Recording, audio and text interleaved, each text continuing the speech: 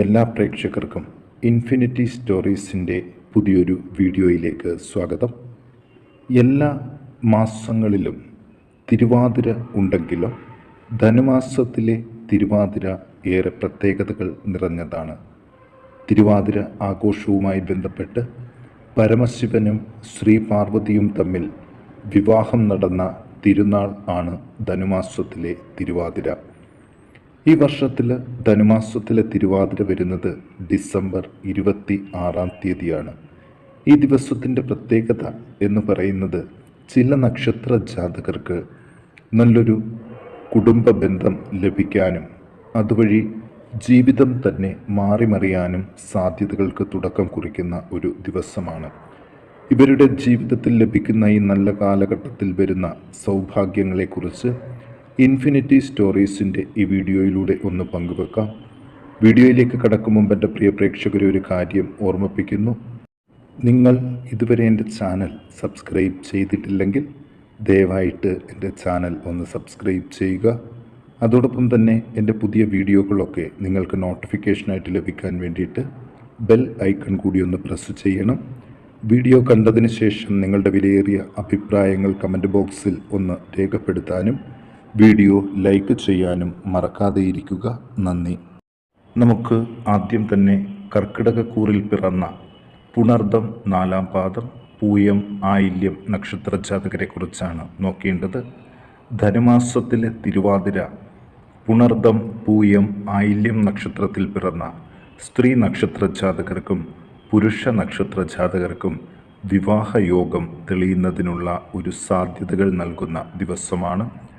അതോടൊപ്പം തന്നെ ഇവരുടെ ജീവിതത്തിലെ എല്ലാ ദോഷങ്ങളും മാറിക്കൊണ്ട് ഈശ്വരാധീനം ലഭിക്കുന്നതിനാൽ പല നല്ല കാര്യങ്ങളും ഈ നക്ഷത്ര ജാതകരുടെ ജീവിതത്തിൽ ലഭിക്കും.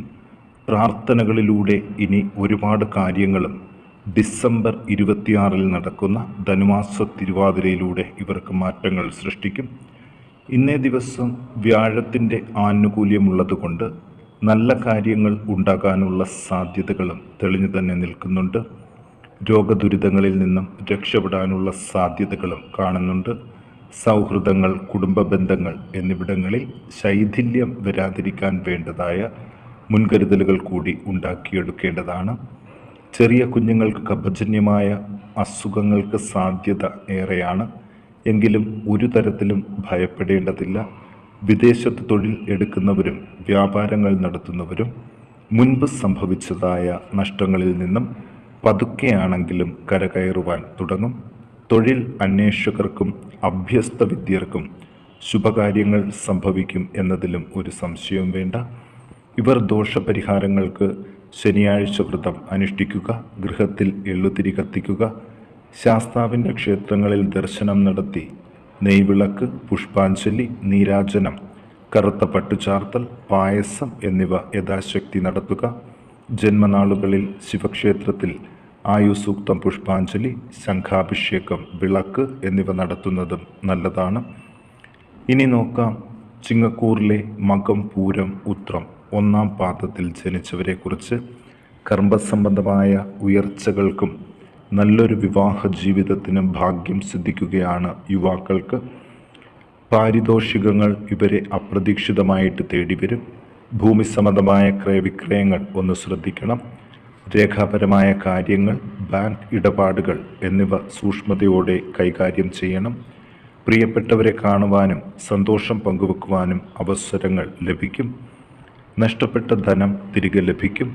യാത്രകൾ ശുഭവും ഫലപ്രദവും ആകും. കർഷകർക്കും കലാകാരന്മാർക്കും പൊതുവെ മെച്ചപ്പെട്ട ഫലങ്ങൾ ഉണ്ടാകും. മുടങ്ങി നിൽക്കുന്ന വിദേശയാത്രകൾ തടസ്സങ്ങൾ നീങ്ങി നല്ല രീതിയിൽ ശുഭമായിട്ട് നടക്കും.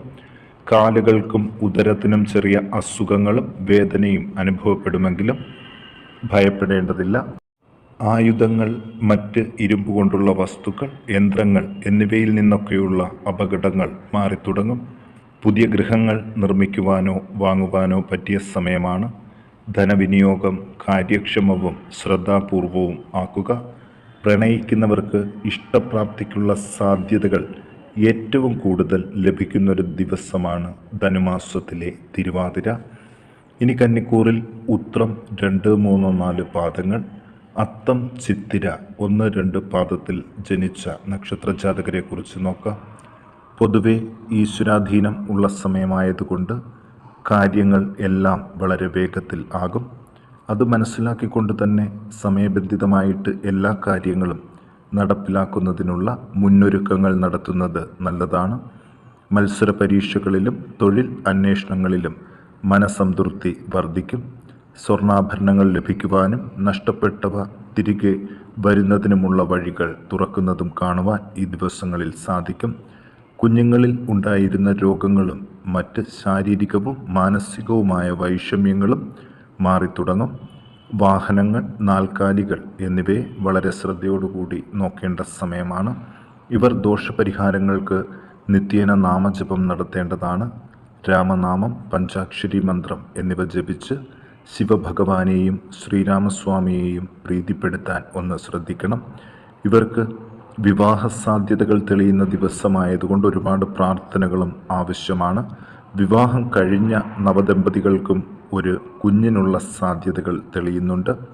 ഇനി തുലാക്കൂറിലെ ചിത്തിര നക്ഷത്ര ജാതകർ 3-4 പാദങ്ങൾ, ചോതി വിശാഖം 1-2-3 പാദത്തിൽ ജനിച്ചവരെ കുറിച്ച് നോക്കാം. പൊതുവെ നല്ല സമയമാണ്. ചില പുതിയ ചിന്തകൾക്കും തുടക്കങ്ങൾക്കും സാധ്യതയുണ്ട്. വിവാഹം കഴിഞ്ഞതിന് ശേഷം സംഘർഷഭരിതമായ ഒരു കുടുംബജീവിതത്തിൽ നിന്നും ചെറിയൊരു മാറ്റം കണ്ടു തുടങ്ങുകയാണ് ധനുമാസത്തിലെ തിരുവാതിര ദിവസം മുതൽ. വാഹനങ്ങൾ, കന്നുകാലികൾ, കൃഷി, വ്യവസായം എന്നീ മേഖലയുമായി ബന്ധപ്പെട്ട് പ്രവർത്തിക്കുന്നവർ പുഷ്ടി പ്രാപിക്കും. ആരോഗ്യ വിഷയത്തിൽ കൂടുതൽ ശ്രദ്ധ കേന്ദ്രീകരിക്കാൻ സാധിക്കും. ഭൂമി സംബന്ധമായ വ്യവഹാരങ്ങൾ, തർക്കങ്ങൾ, ആപത്തുകൾ എന്നിവ വിട്ടൊഴിയും. വിദ്യയിലെ തടസ്സങ്ങൾ മാറും. വാണിജ്യ മേഖല മുൻപില്ലാത്തവണ്ണം ഉയർത്തെഴുന്നേൽക്കുന്നതായിട്ട് കാണാൻ സാധിക്കും. ഗവൺമെൻറ്റിൽ നിന്നും ചില സഹായങ്ങൾ ലഭിക്കും. കൂട്ടുകച്ചവടങ്ങളിൽ തെറ്റുധാരണകൾ ഉടലെടുക്കും. അത് വലിയ നാശത്തിനും നഷ്ടങ്ങൾക്കും ഇടവരുത്തും. ഗൃഹനിർമ്മാണത്തിനും ഭൂമി സംബന്ധമായ കൊടുക്കൽ വാങ്ങലുകൾക്കും പറ്റിയ സമയമാണ്. തുലാക്കൂറിലെ ചിത്തിര, ചോതി, വിശാഖം നക്ഷത്ര ജാതകർ ദോഷപരിഹാരങ്ങൾക്ക് സുബ്രഹ്മണ്യ ഭജനം, ശാസ്താഭജനം, ശനീശ്വര ഭജനം എന്നിവ മുടങ്ങാതെ നടത്താൻ ശ്രദ്ധിക്കുക. ഇനി നമുക്ക് വൃശ്ചികക്കൂറിൽ പിറന്ന വിശാഖം 4-ാം പാദം, അനിഴം, തൃക്കേട്ട നക്ഷത്ര ജാതകരെ കുറിച്ച് നോക്കാം. ഇവർക്ക് കാലങ്ങളായിട്ട് അനുഭവിച്ചു കൊണ്ടിരിക്കുന്ന കുടുംബ പ്രശ്നങ്ങൾ പരിഹരിച്ചുകൊണ്ട് ശിവപാർവതി ജീവിതം പോലെ സന്തോഷത്തോട് ജീവിക്കാൻ ഒരു അവസരം ലഭിക്കുകയാണ് ധനുമാസത്തിലെ തിരുവാതിരയ്ക്ക് ശേഷം.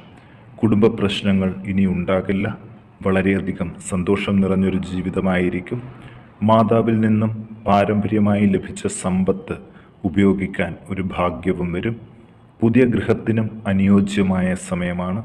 കൃഷി, കന്നുകാലി വളർത്തൽ, വ്യാവസായിക മേഖല, ശാസ്ത്ര സാങ്കേതിക മേഖല എന്നിവിടങ്ങളിൽ മുൻപില്ലാത്ത തരത്തിൽ നല്ല മാറ്റങ്ങൾ കണ്ടു തുടങ്ങും. ശരീരത്തിൽ വരുന്ന വിവിധ വേദനകൾ, മാനസിക സമ്മർദ്ദം, ചർമ്മരോഗങ്ങൾ എന്നിവ അലട്ടുമെങ്കിലും ഭയപ്പെടേണ്ടതില്ല. അതുപോലെ വിദ്യാർത്ഥികൾക്കും സമ്മിശ്രമായിട്ടുള്ളൊരു സമയം തന്നെയാണ്. പുതിയ ചില കാര്യങ്ങൾ പഠിക്കാനും അത് ജീവിതത്തിന് വളരെയധികം മാറ്റങ്ങൾ നൽകുവാനുമുള്ള നല്ല തുടക്കങ്ങൾ ഈ കാലഘട്ടത്തിൽ ഉണ്ടാകും. സാമ്പത്തിക കാരണങ്ങൾ കൊണ്ട് ബന്ധങ്ങളിൽ ഉലച്ചിലുകൾ വരാതെയും ഒന്ന് ശ്രദ്ധിക്കണം. ഇവർ ദോഷപരിഹാരങ്ങൾക്ക് ചെയ്യേണ്ടത് സുബ്രഹ്മണ്യ ഭജനം നടത്തുക, അതുപോലെ പാലഭിഷേകം, പഞ്ചാമൃത നിവേദ്യം, പുഷ്പാർച്ചന, വേൽ സമർപ്പണം, വിളക്ക് എന്നിവയെല്ലാം നടത്തി പ്രാർത്ഥിക്കുന്നത് ദോഷശാന്തി നൽകും. ഇനി ധനുക്കൂറിലെ മൂലം, പൂരാടം, ഉത്രാടം 1-ാം പാദത്തിൽ ജനിച്ചവരെ കുറിച്ച് നോക്കാം. ധനുമാസത്തിലെ തിരുവാതിര രാജയോഗത്തിൽ കൊണ്ട് എത്തിക്കുന്നൊരു സമയമാണ് ഈ നക്ഷത്ര ജാതകരെ. നല്ലൊരു കുടുംബജീവിതം ലഭിക്കാനും അതിലൂടെ സന്തോഷം നിറഞ്ഞ നാളുകൾ പങ്കുവെക്കാനും ഇവർക്ക് അവസരങ്ങൾ ലഭിക്കും. പുതിയ സംരംഭങ്ങൾ ആരംഭിക്കാൻ നല്ല സമയമാണ്. ആരംഭിക്കുന്നതിനെക്കുറിച്ച് ആലോചിക്കുവാനും പറ്റിയ സമയമാണ്.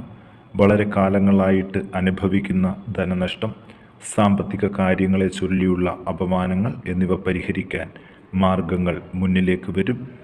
അതിനെ വേണ്ട രീതിയിൽ ഉപയോഗപ്പെടുത്തിയില്ലെങ്കിൽ ഫലം ചെയ്യുകയില്ല. അതുകൊണ്ട് തന്നെ ആത്മവിശ്വാസവും ഉത്സാഹവും സദാസമയം കൈവിടാതെ നിലനിർത്താൻ ശ്രദ്ധിക്കണം. പൈതൃക സമ്പത്തിനെക്കുറിച്ച് ഉള്ള കാര്യത്തിലും നല്ല അനുഗ്രഹം തന്നെയാണ് ഇവർക്ക്. ഇവർ ദോഷപരിഹാരങ്ങൾക്ക് ശിവഭജനം മുടങ്ങാതെ നടത്തി പ്രാർത്ഥിക്കാൻ ഒന്ന് ശ്രദ്ധിക്കുക.